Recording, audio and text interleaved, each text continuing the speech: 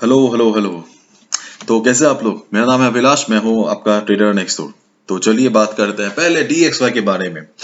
DXY जैसे कि हम सबको पता है कि बहुत बहुत ज्यादा पागल होके उड़ रहा है बहुत दिनों से। देखिए फंडामेंटल फैक्टर्स के कारण ये बहुत ज्यादा बुलिश है। तो जैसे कि हमने डिस्कस किया था प्रीवियस वीडियोस में कि 100.50 से लेके 100.80 कि ये एक रेजिस्टेंस का जोन है। यस, रेजिस्टेंस का जोन अभी भी वैलिड है DXY में। जैसे कि आप देख सकते हो कि मतलब लास्ट फ्राइडे को मतलब बहुत मजीद और कोशिश करने के बावजूद तोड़ नहीं पाया। So that's a good news. लेकिन ट्रेंड बहुत ज्यादा बुलिश है। जैसे कि हमें पता है कि मार्केट का सबसे इंपॉर्टेंट नियम क्या है, वो सबसे इंपॉर्टेंट नियम है ट्रेंड। अगर हम ट्रेंड को कंसिडर करेंगे तो मार्केट बहुत ज्यादा बुलिश है DXY। सो एट वन पॉइंट ये शायद इसको तोड़ देगा अगर ऐसे ही चलता रहा तो। अगर अगले हफ्ते कोई न्यूज आती है इसके खिलाफ, DXY के खिलाफ या डॉलर के खिलाफ, तब हमें करेक्शन देखने को मिलेगा। अदरवाइज अगर यही सिलसिला चलता रहा तो DXY अगर 180 मतलब नॉट 180 100.80 का अगर तोड़ता है और ऊपर जाता है तो यस, बाकी सब पेयर्स में तबाही मच जाएगी।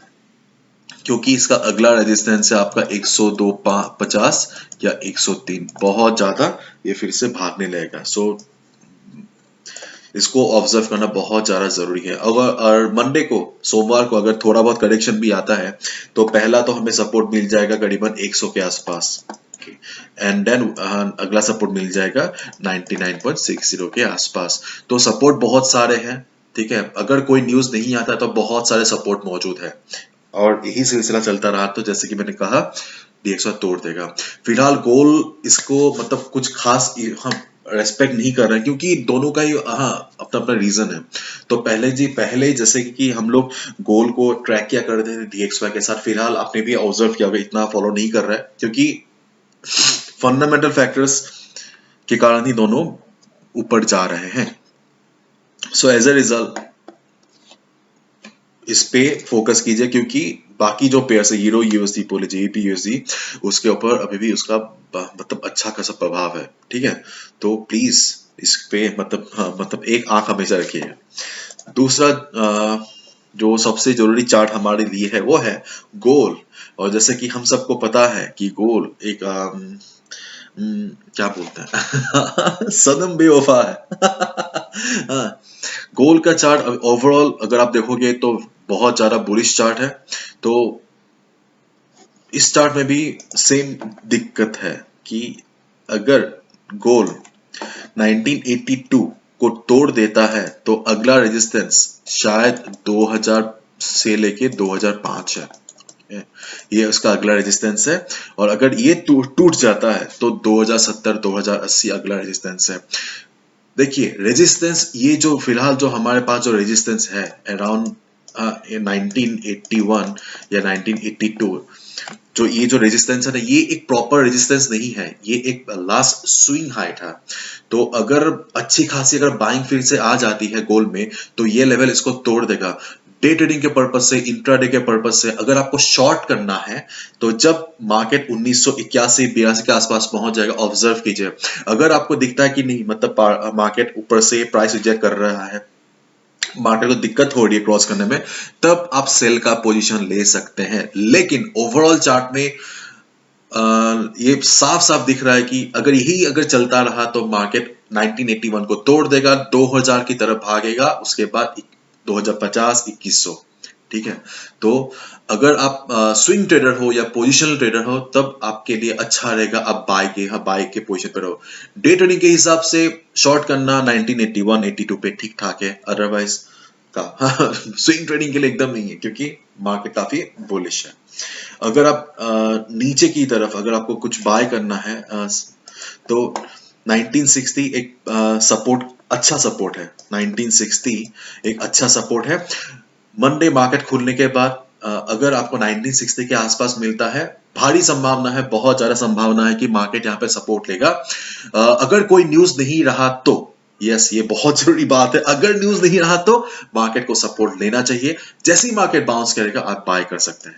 ठीक है, जैसे ही मार्केट बाउंस करेगा बाय कर सकते हैं। और अगर इनके कुछ हो ऊंच नीच हो जाती है और अगर मार्केट सपोर्ट ले नहीं पाता है, हाँ, तो आपका अगला जो सपोर्ट है गोल पे वो है 1949 या 1950। ये आपका अगला सपोर्ट है। आपको शायद याद होगा ये लेवल पहले रेजिस्टेंस हुआ करता था, जो फिलहाल एक इंपॉर्टेंट सपोर्ट का काम कर रहा है। ठीक है, तो हमारे पास दो सपोर्ट है, इंपॉर्टेंट 1950 देन 1960 और ऊपर है 1982 जो कुछ खास भरोसेमंद नहीं है। डे ट्रेडिंग के हिसाब से अगर कोई न्यूज नहीं रहा तब हम सेलिंग एक्सपेक्ट कर सकते हैं, अदरवाइज कुछ खास भरोसेमंद है नहीं।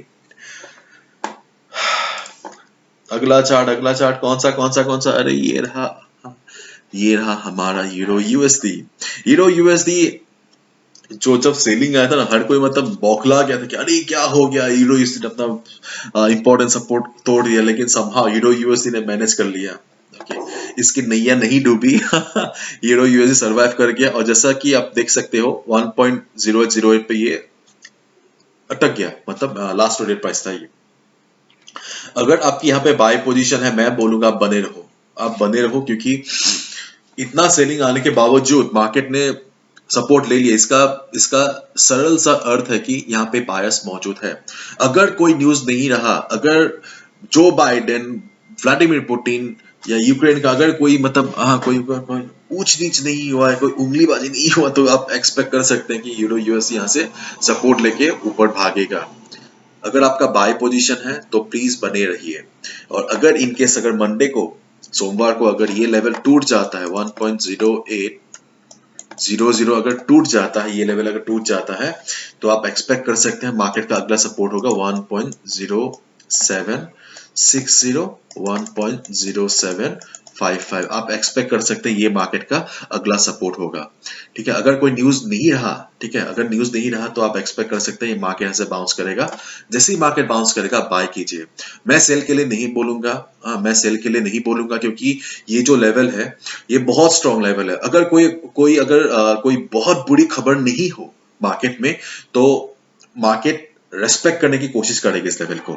तो सेल करना रिस्की है। हो सकता है सेल करने के तुरंत बाद आपको प्राइस रिजेक्शन दिख जाए नीचे से और आप फंस सकते हो। तो मैं बोलूंगा बाय करना ही बेहतर रहेगा, जब तक कि हमारे पास कोई ठोस न्यूज ना हो। ठीक है, तो अगर बाय है तो बने रहिए, अगर नहीं है तो आप ले सकते हैं रिस्क मैनेजमेंट के साथ।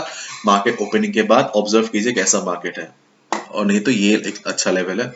और इनकेस अगर मार्केट ऊपर जाता है तो आप एक्सपेक्ट कर सकते हैं यहाँ पे 1.0858, 1.0850 इस लेवल पे मार्केट को एक सेलिंग मिल सकता है। क्योंकि ओवरऑल देखिए, अगर आप इस चार्ट को ऑब्जर्व करेंगे, ये एक सेल ऑन राइज वाला चार्ट है, सेल ऑन राइज वाला चार्ट है। और यहाँ पे फिबोनाची 23.6% और 50 मूविंग एवरेज दोनों यहाँ पे मिल गए हैं। मतलब दो रेजिस्टेंस है, मतलब रेजिस्टेंस का संगम है तो यहाँ पे आप एक्सपेक्ट कर सकते हो कि मार्केट को यहाँ पे सेलिंग मिलेगा। और हाँ, आप सेल कर सकते हैं अगर मार्केट रिवर्स किया तो। डेफिनेटली ट्रेडर्स का जॉब बहुत बोरिंग होता है, तो खुद को एंटरटेन रखना पड़ता है, और कुछ मतलब कोई और दूसरा रास्ता नहीं है।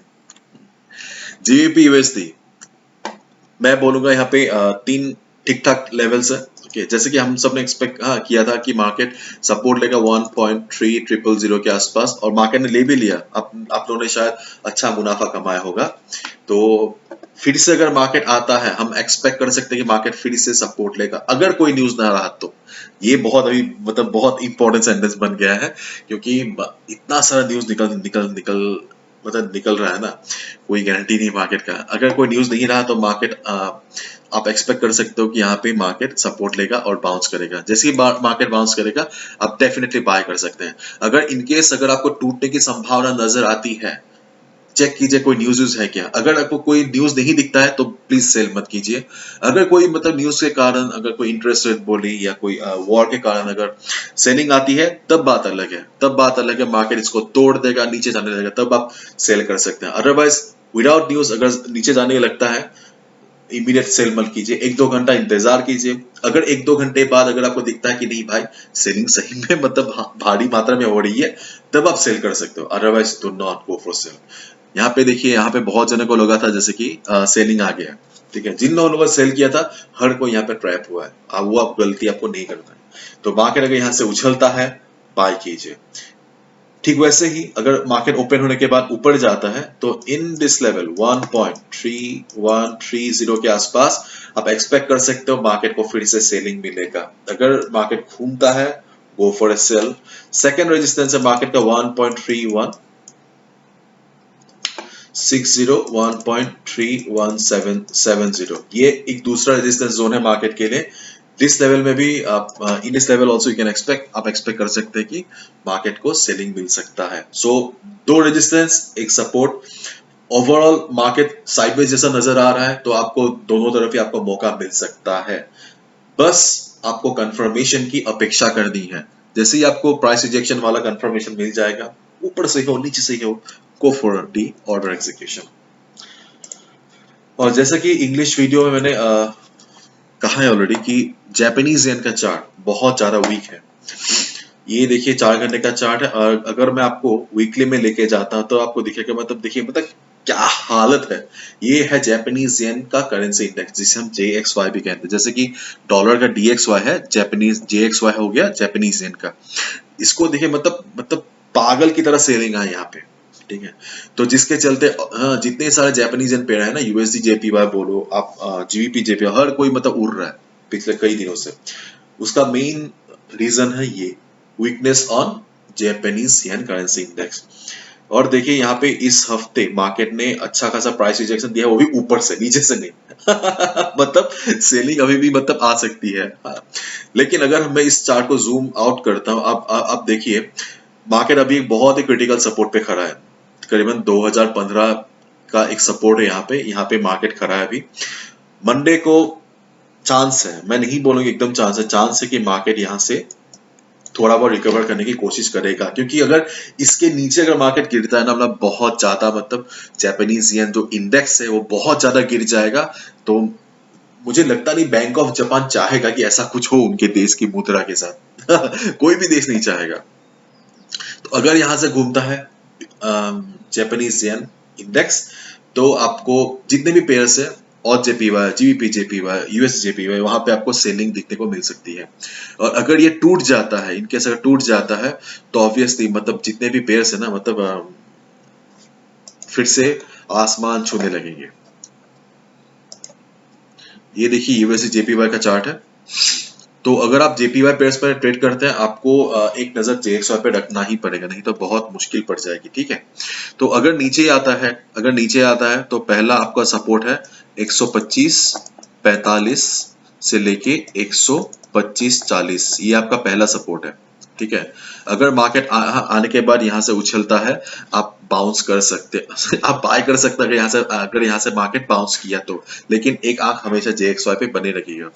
दूसरा सपोर्ट है 120 124.90 या 125, ये भी एक दूसरा सपोर्ट है मार्केट का। सो देखिए ओवरऑल जो हम ऐसे मार्केट में हम लोग क्या करते हैं, बाय एट डीप, मतलब जैसे ही नीचे आता है हम लोग बाय कर सकते हैं, ये सबसे अच्छी संभावना है, ठीक है।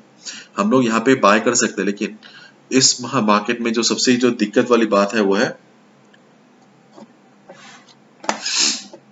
JXY का जो क्रिटिकल लेवल है। अगर अच्छा खासा रिकवरी आता है तो ये सब टूट जाएगा, आप सेल ले सकते हैं। अगर कुछ खास शो नहीं करता रिकवरी तो ऑब्वियसली जो सबसे जो प्रॉब्लमैटिक बात हो सकता है वो है मार्केट इस जो स्विंग हाई को तोड़ देगा, मतलब 126 70 का जो लेवल इसको तोड़ देगा और ऊपर जाने लगेगा। आप बाय कर सकते हैं। अगर JXY में फ्रेश सेलिंग आता है, उसे तोड़ देता है उस लेवल को, आप बाय कर सकते हैं 126 70 के ऊपर, ठीक है। ये फिलहाल सीन है। सेम आप GBP JPY के साथ भी है। करीबन 164, अभी तो फिलहाल 164.90 पे है। 164 के आसपास एक सपोर्ट है अगर नॉर्मल रहा तो। लेकिन अगर JXY सही में अगर अच्छा खासा रिकवरी दिखाए, बाउंस किया, तो ये भी टूट सकता है। और अगर JXY ने अपना सपोर्ट ही तोड़ दिया तो आप 165.50 के ऊपर आप बाय कर सकते हैं, अगर JXY ने अपना कमर तोड़ दिया, सपोर्ट तोड़ दिया तो, ठीक है। चलिए बाद में मिलते हैं, बाय।